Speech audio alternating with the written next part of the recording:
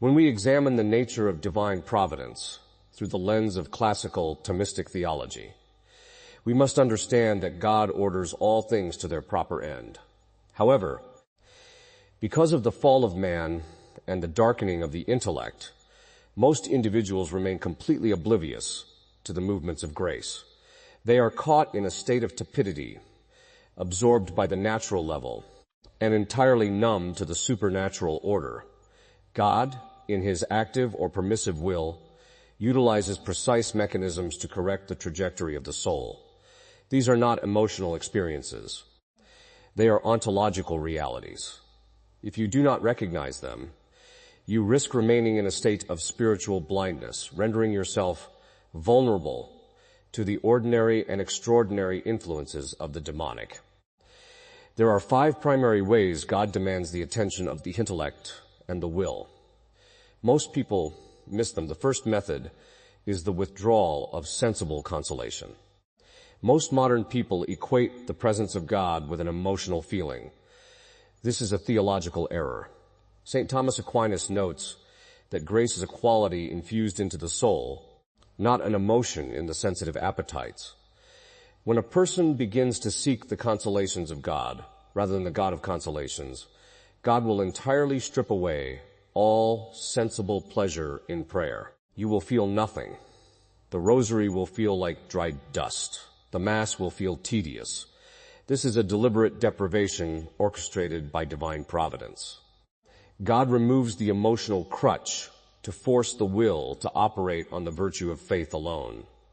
If you abandon your spiritual duties because you feel nothing, you have failed the test. God is getting your attention, demanding that you love him for his own sake, not for the neurological dopamine hit you derive from religious practice.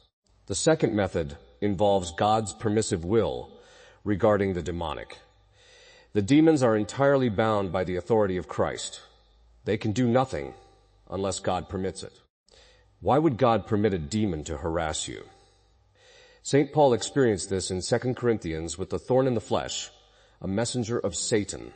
God frequently permits diabolic vexation, where demons are allowed to cause external disruptions, intense temptations, or physical oppression to break down a person's pride. When individuals rely solely on their own natural faculties and ignore the sacraments, God will lift the veil of protection just enough for them to experience the reality of the spiritual combat. The sudden, inexplicable intensification of spiritual warfare in your life is not an accident. It is God using the demon as an instrument of your sanctification, forcing you to recognize your absolute dependency on the grace of the Church and the sacraments.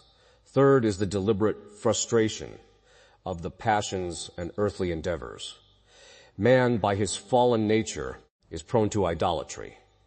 We attach our wills to temporal goods, finances, reputation, relationships, and career. According to Thomistic principles, anything that does not lead to your final end, which is the beatific vision, is a distraction. When a soul is heavily compromised by worldly attachments, God will frequently strike those attachments down. Your career collapses. Your financial security evaporates. Your reputation is unjustly ruined. People view this as a tragedy. Theologically, it is a rescue mission. God is actively dismantling the idols you have constructed. By breaking the structures you rely on, he forces the intellect to recognize the finite, passing nature of created goods, thereby redirecting the will toward the uncreated good. The fourth way is the sudden infusion of intellectual light regarding your own depravity. This is an actual grace illuminating the intellect. Most people walk around with a deeply flawed, sanitized view of their own virtue. They believe they are generally good people. This is a Pelagian delusion. Occasionally, God will grant a momentary, piercing grace where the intellect suddenly apprehends the sheer ugliness of one's own venial sins, habitual defects, and deeply rooted pride. This is not a psychological guilt trip. It is a profound, objective clarity regarding how your soul appears in the sight of the divine majesty. When this happens, It is deeply unsettling. Many people attempt to distract themselves from this reality by returning to the noise of the world. If God grants you the grace to see your own wretchedness, it is an invitation to profound contrition and immediate recourse to the sacrament of penance.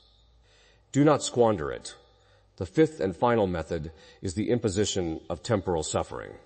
Suffering is the currency of the spiritual life. In classical theology, suffering has a twofold purpose. It is expiatory, paying the temporal debt due to sin, and it is medicinal, curing the soul of its attachment to the flesh. When God determines that a soul is comfortably marching toward perdition, he will often introduce a severe cross.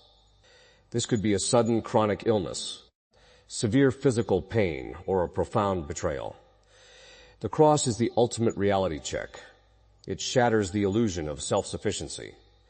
If you are afflicted with sudden suffering, God is attempting to configure you to the passion of Christ. The correct response is not to complain or to question God's justice, but to submit the will completely, uniting the suffering to the cross for your own sanctification and the salvation of souls. God is not subtle, but we are deaf.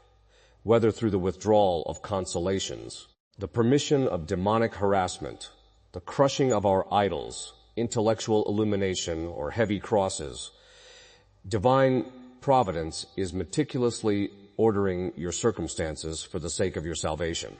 The obligation now rests on your intellect to apprehend these realities and on your will to submit to them. Do not ignore the signs.